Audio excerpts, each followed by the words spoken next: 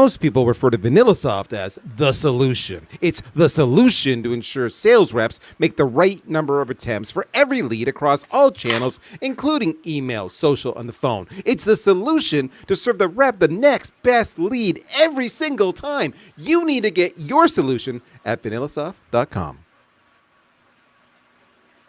Hey, isn't that cool? We got VanillaSoft as our sponsor. Pretty cool, isn't it? Yeah, they are just, they are just an impressive company, not only with the product they produce and what they do in the sales arena, but they are a promotions machine. And I think we are really lucky to have them on board supporting Sales Logic. Now, you've known Daryl for a while, haven't you? Oh, he is just a great, listening to his voice over there. He clearly must drink as much coffee as I do, which I know he does. I know he does drink a lot of coffee. But I'll tell you what, he is so in tune with what's happening out there in the sales world, the breadth and the depth of the conversations that he has. That's why it's really cool that they kind of selected us for their title sponsor, or let's put it this way, it's a marriage that came together really well. So we'll just kind of leave it at that. Well, Mark, I think it's important that, I think I really love that they have decided to support the podcast because they are really dedicated to all things sales. But why don't you just tell our listeners just a little bit about VanillaSoft, who they are, what they do, and what they're doing in the world of sales. Sure. The best way to describe them is they're going to help you keep your leads in order to allow you to manage, because they have such and I hate to use the word artificial intelligence, but they have a way to queue up the leads that stuff doesn't fall through the cracks. I hear this time and time again as I've had a chance to talk with a number of their customers, that they say, wow, the number of deals that they're able to close and close faster because of how their system works and how it integrates with other tools. It really makes the lead. Yeah, wow. Think about this. How many people wake up in the morning and say, oh man, I want to prospect. Not too many people. But what's nice is this makes it, okay, it doesn't make the pain go away. It can still be difficult. Personally, I don't think so. I know you don't feel that way. But for a lot of people, but wow, it just makes it go so much more efficiently, so much more effectively. Well, I think that everybody needs to check out VanillaSoft. But go ahead. What were you going to say, Mark?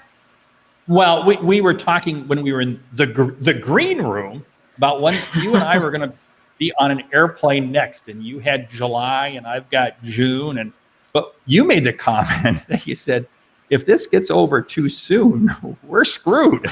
So, talk to me about that. Well, I'm just saying that everybody that I'm talking with and engaging with is we're busy. I don't know about you, but I got up this morning and I could really feel an energy shift. Yesterday on the phone with a CEO that I worked for about 3 or 4 years ago. Now he's in a community that's been double impacted by the fact that their retail and small business has been impacted. They're also have a lot of people in the oil industry. But even he said, we're really starting to feel things start to move, things get better, and we're kind of figuring out how to live with this. So I feel like we're all really busy. And really what I was alluding to is I don't know how I had time to travel, because I never seem to leave my house anymore in my home office. But I've been sitting here since 5:30 this morning, and I'm not going to see the light of day till about 7 o'clock tonight. So there's just I don't know. It's exciting, and I feel the energy is people are starting to figure it out, and things are starting to move. I think you hit on something. They're figuring out, because we're realizing that we're probably going to have to live with this for a while. So we better just figure out a solution and not allow COVID to become the dominant thing of everything in our mind. We just got to figure out a solution. Here's what I found. I have found more ways to be more efficient in the last 6 or 8 weeks than I ever thought imaginable. Because I can't imagine, how did I ever have time to travel? That's what's kind of blowing my mind away. Now I live in a small town. I live in Omaha, okay? And I have once actually driven past the airport just to like, okay, it's still there. Okay, it's still there. I mean, just because I miss you. I miss you. Yeah, I was thinking about this. I mean, I tend to live in Delta lounges. I mean, I probably spent more time in Delta lounge than I spent in my own home. And every Delta lounge that I walked in January and February was packed to the gills. And I really wonder how they're going to manage, how they're going to manage that now, and how they're going to start to just a lot of decisions and a lot of innovation that has to happen. But isn't that what entrepreneurship and business is really about? It's about, I think there's a lot that you can learn from the fact that no matter how bad the challenges have been, we have always gotten through them and always found our way. We always do, and we always come out of the other end much smarter. Go back to the '08 recession.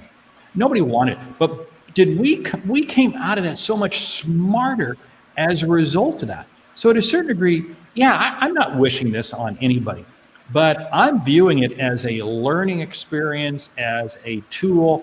I'm digging in deeper into things that I didn't ever think I'd have time to do. Now, my calendar's crazy, it's busy, but I'm able to do things with clients that I never was going to be able to before.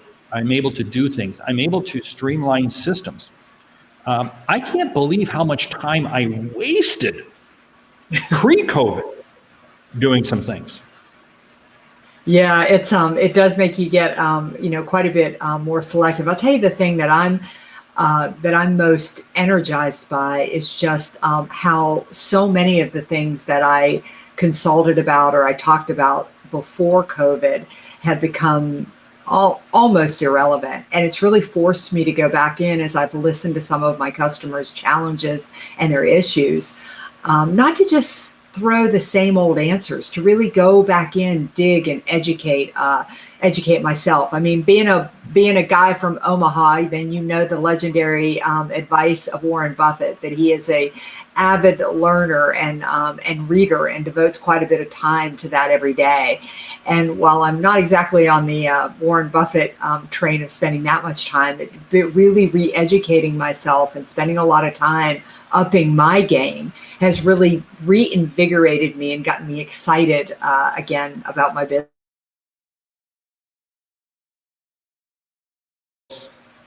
Both in my family room and my office that probably stand 3 feet high. In fact, some more arrived the other day, plus Kindle books and so forth. I've got such a stack of books I picked up, and I have not been able to read them. And I think of Warren Buffett. I mean, I'm right down the street from him. I'm on 42nd and Farnham, and he lives at probably at about, no, I guess not, I'm at 42nd. I'm at 20th and Farnham or something like that. He lives up at about 54th and Farnham or something like that. So he's not that far away. He reads 500 pages a day. 500 pages a day. You think about the knowledge, the accumulation of knowledge. Wow. I got to get reading. More. But here's something that I figured out regarding this whole COVID thing.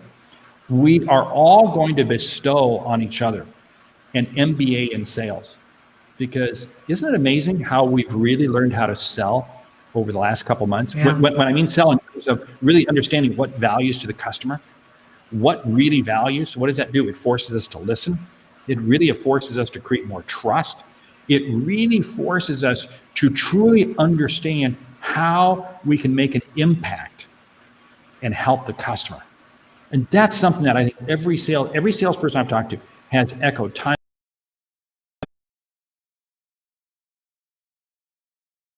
Wow. It's been great. Did I just say that? It's been great? Well, yeah, it has been great. Well, you know what, Mark? I think that since we're talking about value, and that has a lot to do with today's show, we should probably kick off this week's episode of Sales Logic. What do you think?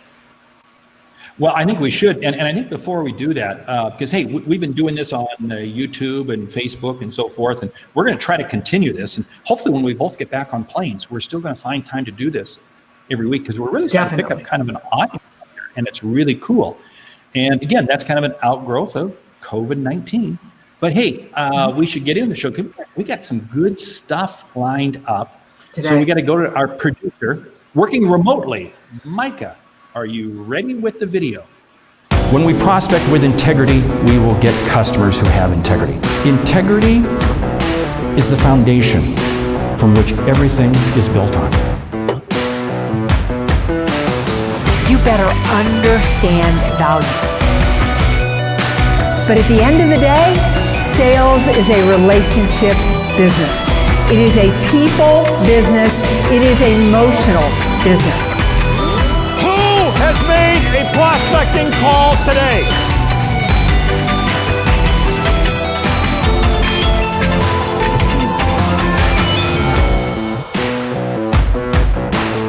This is Sales Logic.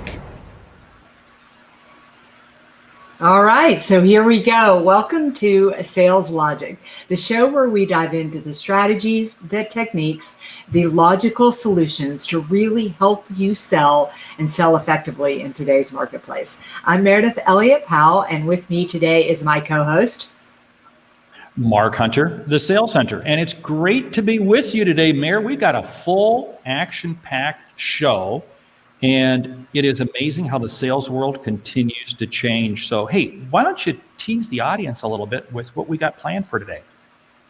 Yeah, so we've got a great topic today. Today we are going to talk about what is the difference between solution-based selling and value-based selling and how you make the change.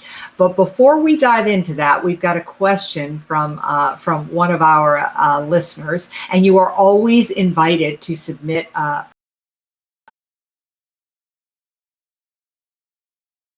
at sales, and we will wind up, as we do every week, with a fast track, the actual tips that you need to walk away and effectively put things into place. And today our fast track is going to be the top ways to sell value. So Mark, let's kick off with today's question. It is from Jim Stefanino, I hope that I pronounced that right, from Kansas City. And it is, given the impact of this crisis, should I update my value proposition? And if so, how? Mark, question on the table to you. Well, the first thing I have to ask Jim is, Jim, you're from Kansas City, so that means I hope you're a Kansas City Chiefs fan. So the real question I want to ask you, Jim, is do you think Kansas City Chiefs are going to win the Super Bowl again this year? Okay, now, Meredith, I know you're not into sports, but I just had to get that out on the table. Okay, just had to. Hey, here's the whole thing. I think we should always be updating our value proposition. And especially now, because in this COVID environment, we're recording this here in May? June? I can't remember. May of 2020. Things change, and customers are looking for faster answers. They're looking for more simplicity. They're looking for a faster ROI. So I think you really do need to. I don't know. I'd be curious. What are you hearing from people, and what are you sharing with people? Yeah, I've got to tell you that I think it's probably one of the most important things that you do. Now, just in case anybody's wondering, the very simplistic definition of a value proposition is this is the promise that you're going to make to the customer. This is your differentiator in the marketplace. This is why they should choose you over the competition and what they believe they are going to gain in a value perspective. And I think you need to update your value proposition because what your customer values in today's marketplace has changed.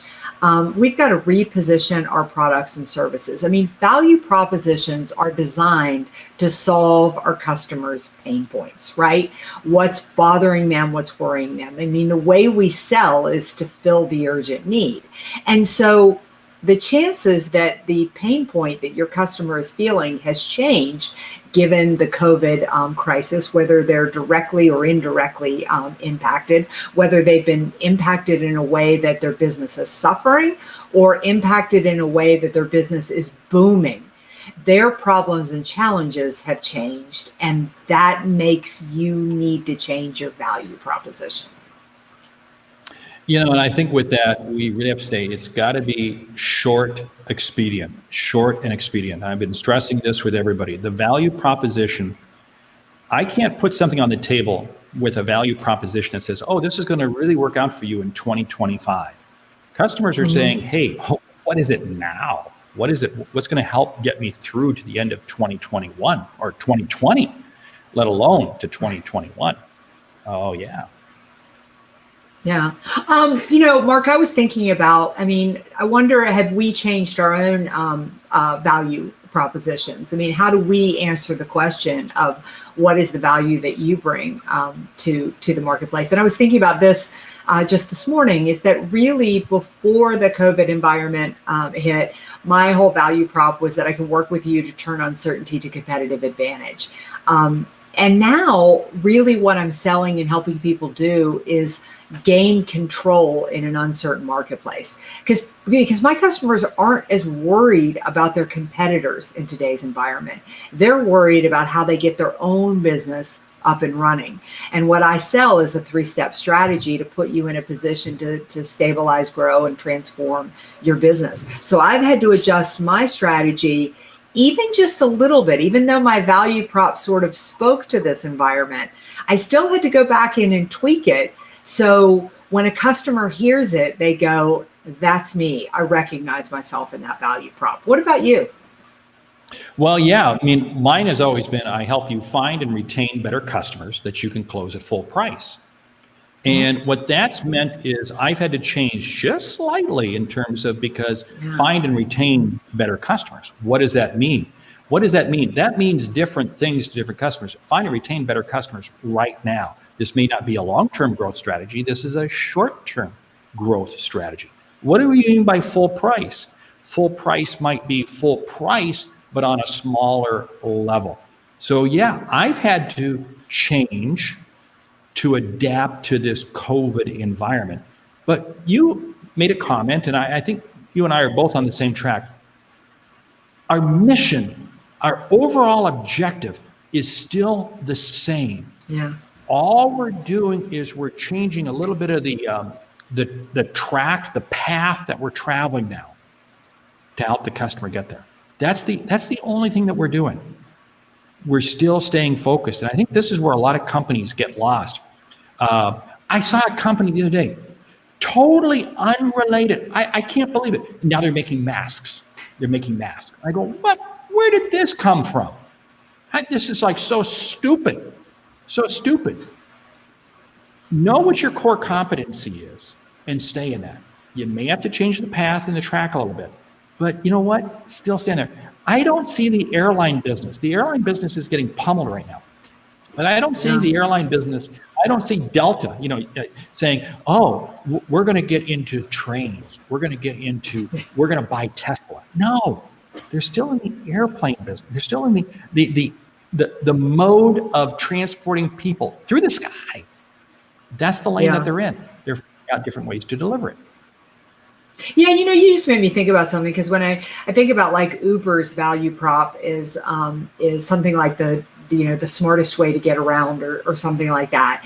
And they may have to play with that value prop a little, because really Uber is surviving more now on Uber Eats and some of the other things that they're doing. So I think the biggest thing is to keep in mind is when you think about your value prop, is it relevant to the problems and the pain points that your customers are having right now? If it is, great, keep on moving with it. If it isn't, then adjust it a little bit. But I think what Mark has said is so key, is that you've got to stay aligned to your core values and the core of who you are. You can look at businesses down through history that have really survived through uncertain times. And that's one of the main principles. They're clear about who they are and clear about the value that they bring to the customer. They may just have to change the wording a bit in the value prop so it speaks directly to the pain that the customer is feeling. So we hope that has solved today's question. But Mark, we've got a topic to jump into where we have to talk about the difference between solution-based selling and value-based selling, and if we need to make the switch. So topic on the table, what do you think? When you posed that topic to me, I got thinking, is this a chicken and egg question? No, that's not it. That's not even close. This is really more about boneless wings and bone-in wings. Let's cut right to the chase. Boneless wings and bone-in wings. Because if you really stop and think about it, how do we get to value-based selling? first we got to understand the need. And we were talking about that when we were answering Jim's question. Because you think about it, we said he's got to change his value proposition. We both changed our value proposition slightly because the marketplace has changed. I think solution-based selling takes us to value-based. That's just my theory. You've actually got the website. You actually have the website with the word value in it. So I have a feeling you are pretty strongly opinionated with this. Well, I never really thought about it that way, and I like what you're saying, that solution brings you to value. And I tell you, what I really think about it is solution-based selling is great. It is like getting to the first level with your customer. But if you stop at solution-based selling, you're missing the opportunity to really be the level of value you need to your customer. Here's the difference that I feel is, number one is pretty much when we solve a solution, we're probably solving a problem that the customer knows they have. Our job as salespeople is to help them identify and proactively solve the problems that they haven't really identified yet, that can help their business, help their teams, and help their customers go to the next level. Value-based selling to me is really where we come in and we think bigger.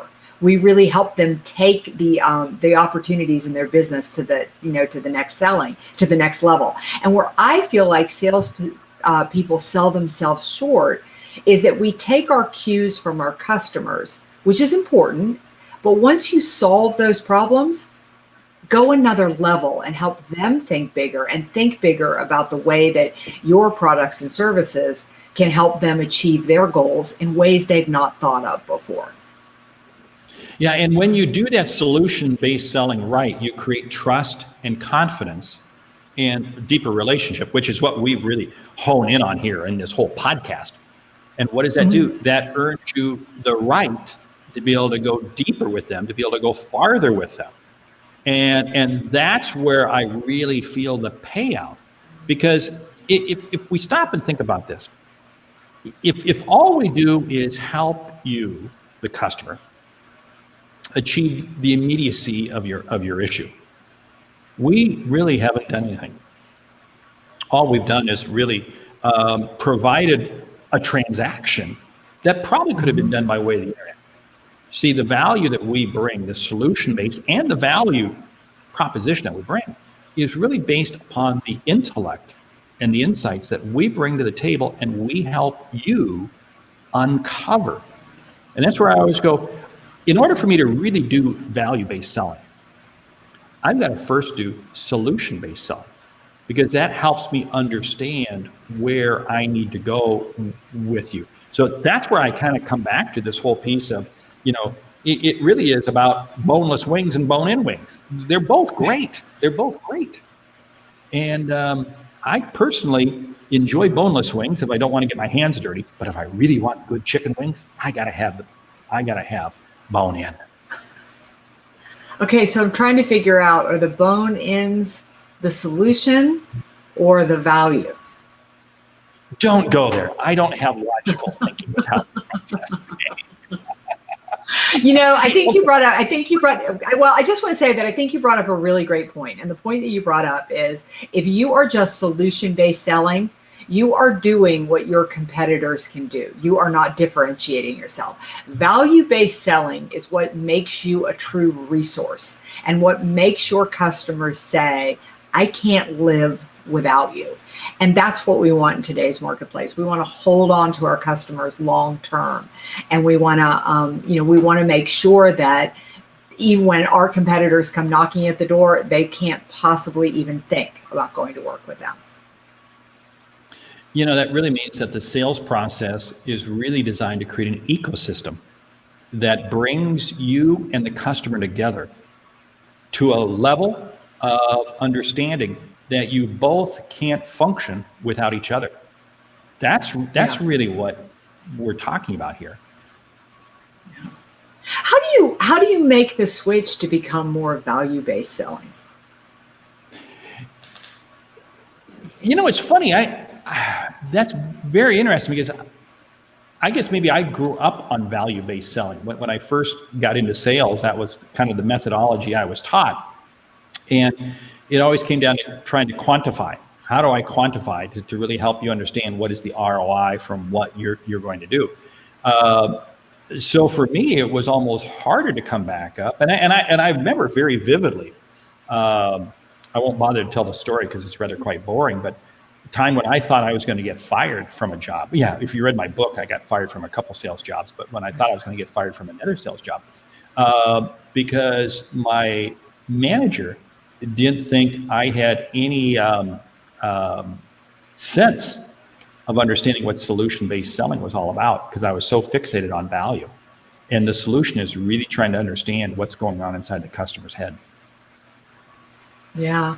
Well, I mean, you grew up differently than I did. We certainly went to classes about, we called it relationship selling back then. And we would go to classes and we would sit in classes for hours. That's when training was 3 and 4 days long. And then we'd walk right back out and we'd all just take orders, you know.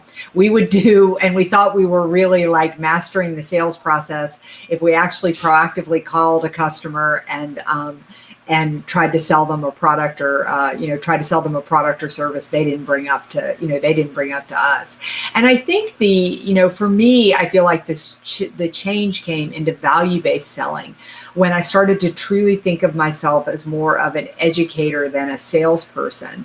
And that I spent the majority of the beginning of the relationship not only engaging them in conversation and trying to hear, but educating myself on the industries in which I was selling into, so that I had more background and more understanding, sometimes even more so than what my customers had, as to what was going on in their industry and what they needed in order to be successful. So I felt like for me, it took this flip in my brain of thinking, these customers are my responsibility now.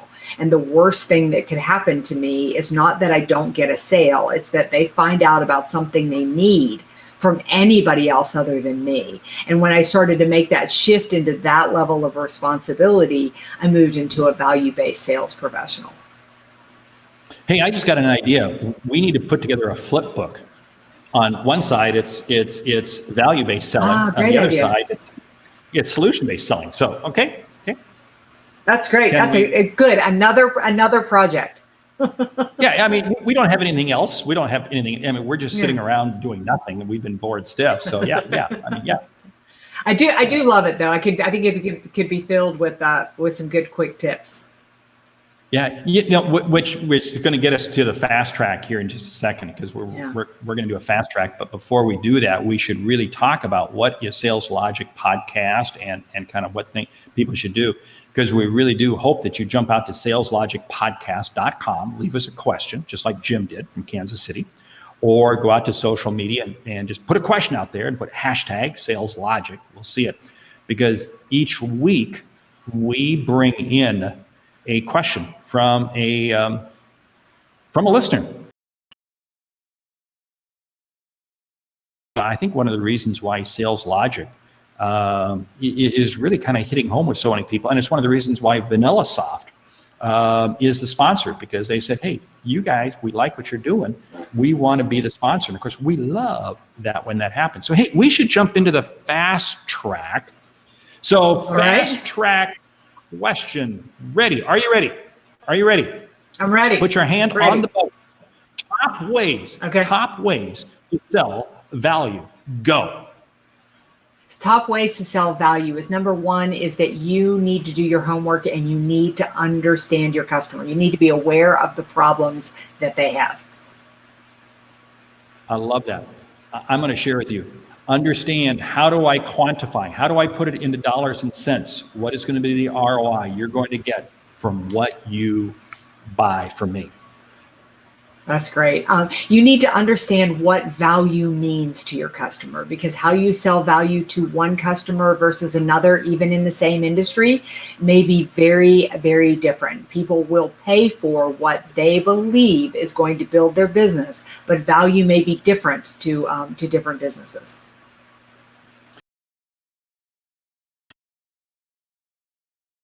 But come back and confirm it. What do I mean by that? What is it that the customer is looking for? It's not what you think it is. It's what the customer is willing to talk about twice. What I say is this: when the customer is willing to talk about a particular issue twice, then you know it's a need that they have that they're looking to have solved. You need to make sure that you are actually selling the value. You can't assume that the customer knows what the value is. So if the value that you bring to the table is that you are highly responsive, that they're going to get some extra things going with it, that they'll always be able to interact with a person, that you are guaranteeing a return on investment within 30 days. Whatever it is, you have to articulate that value and make it part of the presentation. You just can't assume they understand the difference between you and what they're paying a competitor.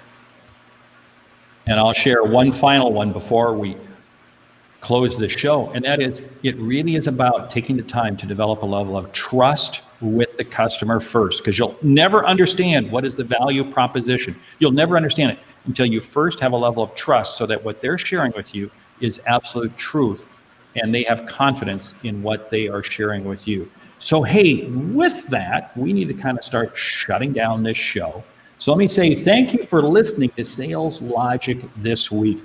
If you like what you hear, subscribe, rate, and review the show on your favorite podcast app. If something we've said has earned you a single dollar, consider telling a friend about our show. It's how we grow to help you grow. I'm Mark Hunter. I'm Meridith Elliott Powell. Remember, when you sell with confidence and integrity, uncertainty suddenly becomes your competitive advantage.